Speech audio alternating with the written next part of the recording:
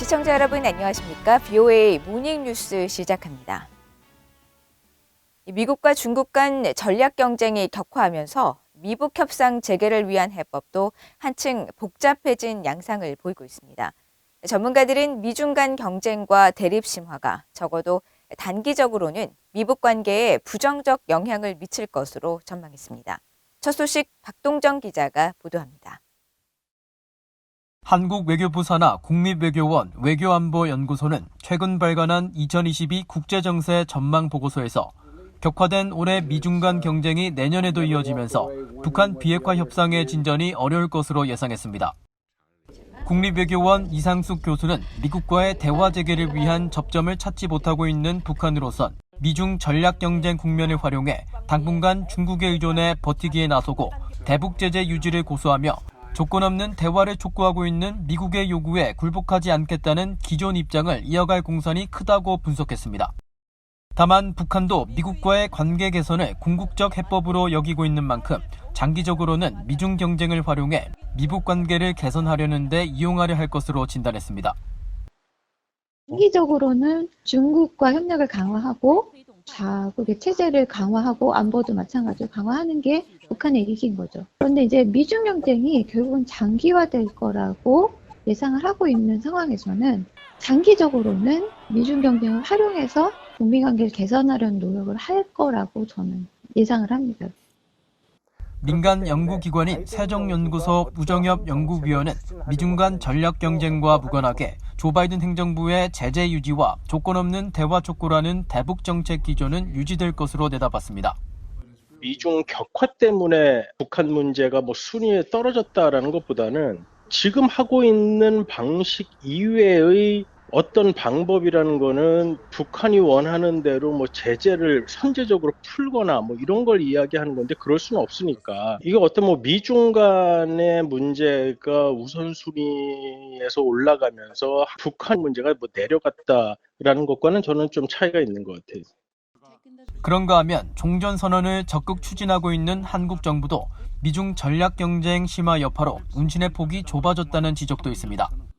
김영석 전 한국통일부 차관은 미중 간 이념과 체제 경쟁은 한국 정부에게 양자택일을 강요하는 측면이 있다며 종전선언 추진 과정에서 미중 양국의 입장을 모두 고려해야 하는 복잡한 셈법이 필요한 상황이 됐다고 분석했습니다.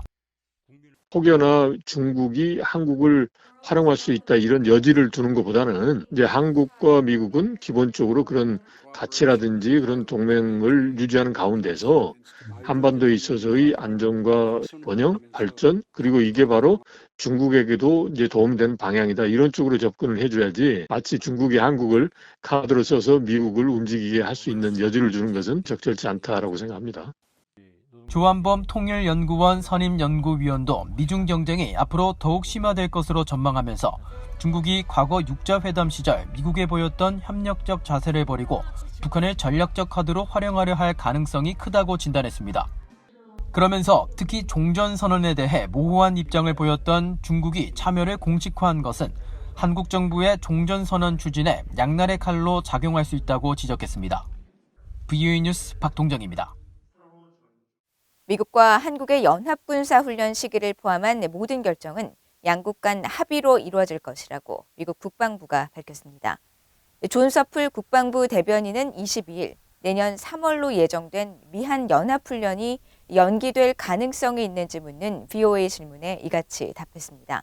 그러면서 제53차 미한 안보협의회 공동 성명에도 언급됐듯이 양국은 내년에 2개의 연합주의소 훈련을 실시하기 위해 긴밀히 협력하기로 약속했으며 이는 동맹의 준비 태세를 유지하는 데 중요한 요소라는 점에 주목했다고 강조했습니다.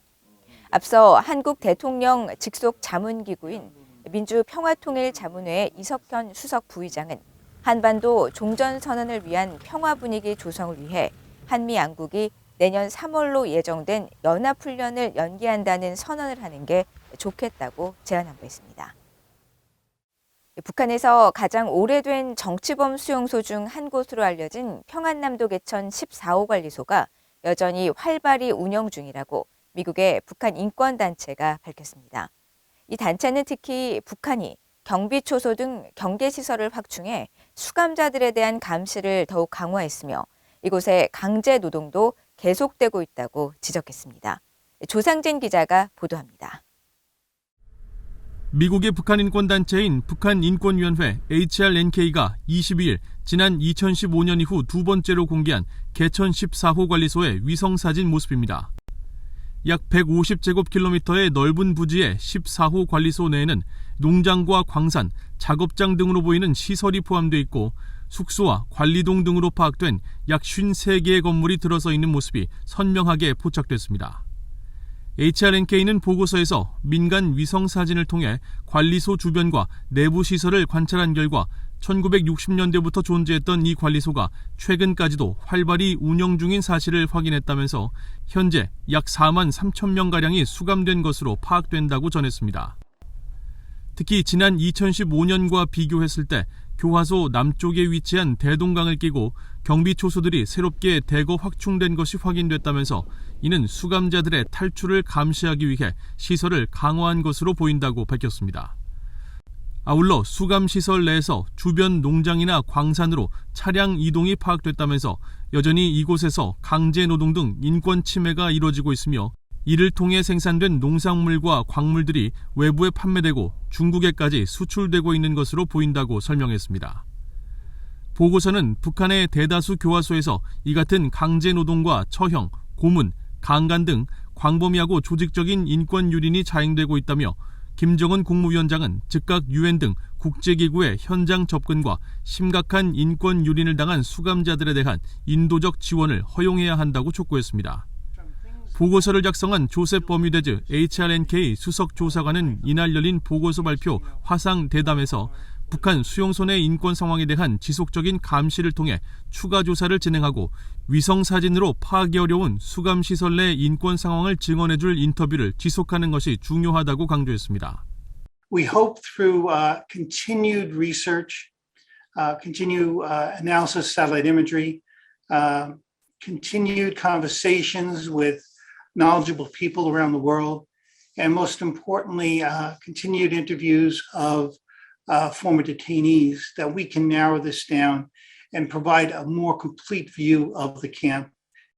또 다른 보고서 저자인 그레그 스칼라튜 북한인권위원회 사무총장은 이번 보고서가 김정은 체제 아래 지난 10년간 행해진 잔혹한 인권 현실을 보여준다며 북한의 인권 개선을 거듭 촉구했습니다.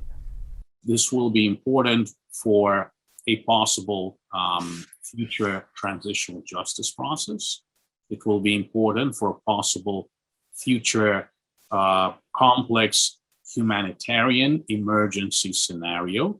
And of course, currently, it's extraordinarily important in terms of documenting North Korea's crimes against humanity and other egregious.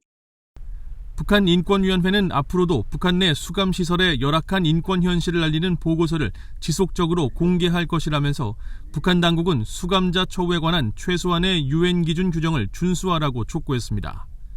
BOA 뉴스 조상진입니다. 미국 의회가 올해 의정 활동을 종료한 가운데 올해 한반도 외교안보 관련 안건은 하원의 미북 이산가족 상봉결의 단 한 건만 처리됐습니다.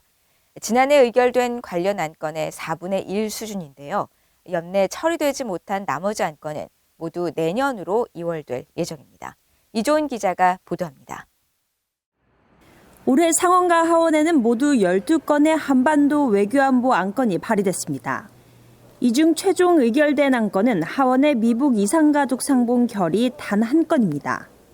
지난해 한반도 관련 안건이 총 12건 중 4건이 처리된 것에 비하면 올해는 4분의 1 수준입니다. 상원과 하원이 이번 주부터 연말 휴회기에 들어가면서 연내 처리되지 못한 나머지 11개의 한반도 관련 안건은 내년으로 이월될 예정입니다. 이 중에는 의회 내 큰 이견이 없어 연내 처리가 주목됐던 안건도 있습니다.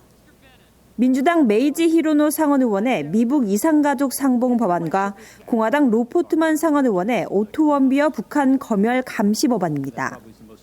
미북 이산가족 상봉 법안은 앞서 지난 7월 하원 본회의를 통과했지만 초당적 지지에도 불구하고 상원에선 연말 예산안과 인준안 등 굵직한 주요 안건 처리가 우선시되면서 뒷전으로 밀렸습니다. 오토원비어 북한 검열 감시 법안은 새 국방수권 법안에 대한 수정안으로 제출돼 연내 처리 가능성을 높였지만 상원 국방수권 법안 의결 시한이 임박해지면서 상원이 올해는 이례적으로 수정안에 대한 심의 없이 국방수권 법안을 의결했고 결국 오토원비어 북한 검열 감시 법안의 연내 처리도 무산된 것입니다. 상원과 하원에 계류 중인 대북 인도 지원 개선 법안과 하원의 한반도 평화 법안은 대북 인도 지원 단체와 한반도 평화 옹호 단체들로부터 큰 관심을 받고 있지만 의회 내 지지층은 여전히 민주당 내 일부 진보 세력에 그쳐 모두 소관 상임위 문턱을 넘지 못하고 있습니다.